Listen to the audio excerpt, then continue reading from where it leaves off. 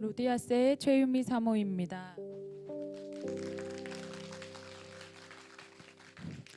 저는 비전의 사람입니다. 그러나 출산과 육아로 저의 정체성을 잊고 살았습니다. 코로나와 육아 앞에 신앙의 성적은 바닥이었습니다. 비전에 붙들려 달려가는 남편을 응원하지 못했고 저를 가만히 두지 않고 귀찮게 하는 셀과 교회에 불평했습니다.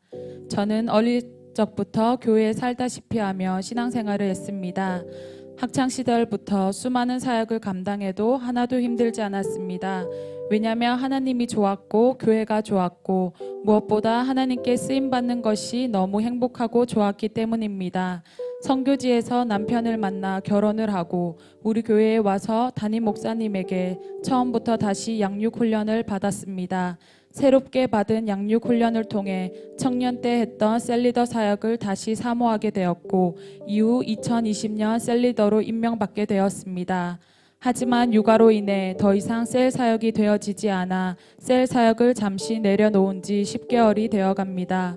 처음 사역을 내려놓을 때는 나의 컨디션이 가장 좋을 때 왜 셀리더로 세우시지 않으셨을까 하며 하나님을 잠시 원망하며 다시 세워주실 날도 소망했습니다. 하나님께 쓰임받는 일인 사역에 언제나 욕심을 냈었습니다. 그러나 저는 이번 양육훈련을 통해 이미 떨어질 대로 떨어진 영적 상태와 사역에 대한 무기력함, 열정 없는 현재의 모습을 깨닫게 되었습니다. 육아가 힘들긴 해도 죽을 만큼 힘든 것은 분명 아닌데 어느새 신앙이 떨어져 있는 저를 발견했습니다. 모든 사역의 완벽주의 성향이었던 제가 상황에 타협하는 적당주의로 바뀌어서 사역과 양육훈련을 대하고 있었습니다. 하지만 하나님께서는 양육훈련을 통해 식어진 신앙과 열정을 조금씩 회복하게 하셨고 말씀에 즉시 순종할 수 있는 힘을 더해 주셨습니다. 임신이 되지 않을 때 하나님께 조리원 동기들에게 복음을 전해야 하니 반드시 임신하게 해주세요라고 더 기도한 적이 있었습니다. 기도에 응답해 주신 하나님께서는 감사하게도 코로나 시국에도 조리원 동기들을 6명이나 사귀게 하셨습니다. 지난 가을 초청주일 조리원 동기 모임 단톡방에 초청장을 올리기도 했지만 직접적인 복음은 전하지 않으며 좋은 관계만 유지하고 있었습니다. 하지만 언젠가 전해야 할 한방을 위해 만남 장소로 저희 집을 매번 오픈하며 나름 섬기고 있었습니다. 훈련을 통해 하나님은 결단만 하지 말고 순종하라 하셨고 제자대학 1학기 과제로 백지 전도도 해야 했던 참에 아기들 도를 앞두고 모임을 갖자는 연락이 와 저는 냉큼 우리 교회 파워 주니어실로 초대하였습니다. 훈련 과제임을 떳떳이 밝혀 모두에게 한 번에 전해야겠다 마음먹고 기도를 했습니다. 그러면서도 아기 6명과 함께 과연 집중이 될까 걱정도 되었지만 성령님께 맡기고 나는 내 할 것에 의미를 두고자 했습니다. 드디어 약속날이 되었고 한 명의 엄마인 정혜리 자매만 제 시간에 왔습니다. 나머지 엄마들은 30분 정도 좀 늦는다 하고 마침 라아미도 잠이 들어서 이때가 타이밍임을 직감하며 일찍 도착한 정혜리 자매에게 복음을 전하였고 영접하여 하나님의 자녀가 되었습니다. 후에 도착한 다른 엄마들에게도 상황을 보고 백지 전도를 하려고 했으나 돌아가며 우는 아기들 때문에 그날은 더 이상 전하지 못했습니다.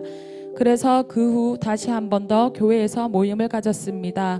그날 셀가족들의 도움으로 참행복 메시지를 전할 수 있었고 모두 영접하여 하나님의 자녀가 되었습니다. 신기한 것은 이날 총 6명의 엄마들 중 아기가 열이 난다며 한 명의 엄마가 오지 못했는데 우리 교회에서 첫 모임 때 백지 전도로 영접한 정혜리 자매였습니다. 임신 전부터 하나님께서 만나게 하실 조리원 동기들을 위해 기도했으며 만나게 하신 6명 모두에게 복음 전하게 해달라고 기도했는데 완전한 하나님의 인도하심으로 모두에게 복음을 전하게 된 것입니다. 할렐루야. 또 조리원에 있을 때 회복을 위해 받았던 마사지 관리사분에게 복음을 전했었는데 아기가 조금 자라면 밖에서 연락드리겠다 하고 100일이 지나 연락을 드리니 연락을 기다리고 있었다는 아주 좋은 반응을 해주셨습니다. 그런데 몇 번의 연락을 주고받은 후 연락이 갑자기 끊어졌습니다.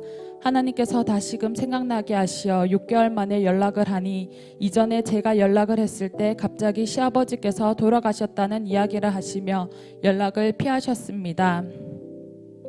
제 느낌으론 그때 저와 관계를 가진 것 때문에 가정에 불화가 생겼다고 여기는 것 같았습니다.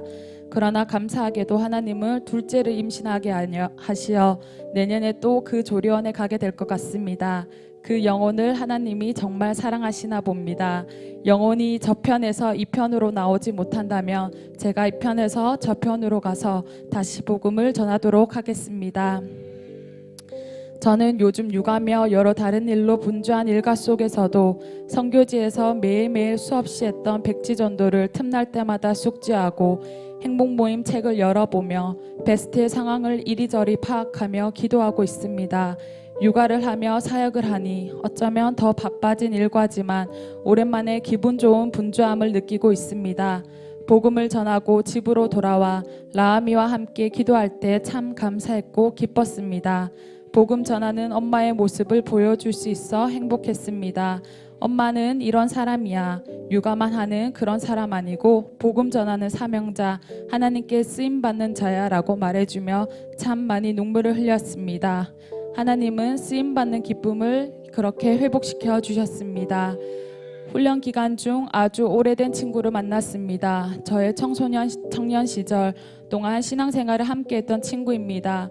모태신앙으로 자라 모태신앙인 형제랑 결혼해 부부 모두 안정된 직장을 다니며 2명의 자녀를 낳고 아주 잘 사는 것처럼 보였습니다. 그런데 제 앞에서 행복하지 않는 결혼 생활과 여러 문제를 얘기하며 눈물을 흘렸습니다. 그런 제 친구에게 제가 해줄 수 있는 말은 우리 교회 양육 훈련 그리고 비전 얘기뿐이었습니다. 친구 부부는 대형 교회를 다니고 있는데 부부 상담까지 받을 정도로 힘듦이 있었으나 어느 누구 하나 관심 가져주는 사람이 없었고 훈련을 권해주는 사람도 없었습니다. 저는 당장이라도 우리 교회 오면 변화될 수 있음을, 회복될 수 있음을 내내 말하고 헤어졌습니다. 제가 우리 교회를 만나지 못했다면, 또 남편이 우리 교회를 만나지 못했다면, 우리 부부가 양육훈련을 받지 않았다면 지금 누리고 있는 이 행복이 어쩌면 우리 가정에 없을 수 있었겠다 하는 생각이 들었습니다. 지금 받고 있는 양육훈련이 또 우리 교회 공동체가 얼마나 소중하고 감사한지 모르고 불평했던 저를 회개한 시간이었습니다. 표대를 향하여 그리스도 예수 안에서 하나님이 위에서 부르신 부름의 상을 위하여 달려가노라. 빌립보서 3장 14절 말씀. 아멘. 40도가 넘는 고열이 며칠째 떨어지지 않아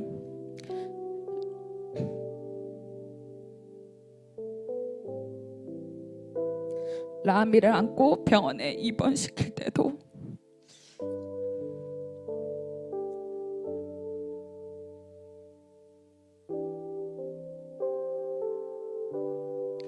늦은 밤 온몸에 두드러기로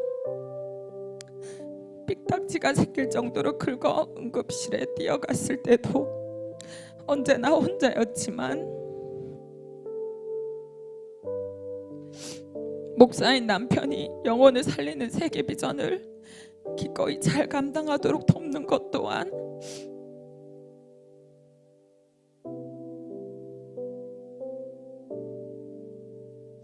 나의 사명이며 함께 세계 비전을 잘 이뤄가고 있다는 것임을 믿습니다.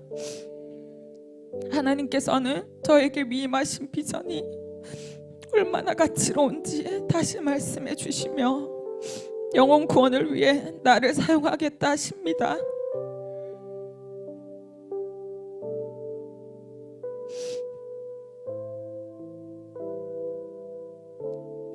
쓰임받음에 감사하며 비전의 온도를 더 높이도록 애쓰겠습니다.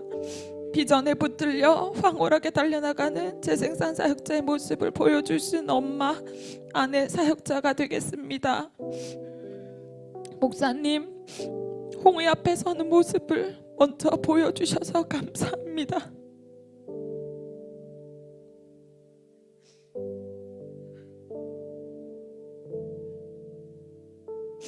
홍해 앞에 서는 것이 두려웠지만 그 앞에 서야만 홍해가 갈라지는 걸 기적을 볼 수 있듯이 사역자 사명자의 배짱으로 한 끗 다른 모습을 보여줄 수 있는 제자가 되겠습니다. 마지막으로 언제나 나에게 좋으신 하나님,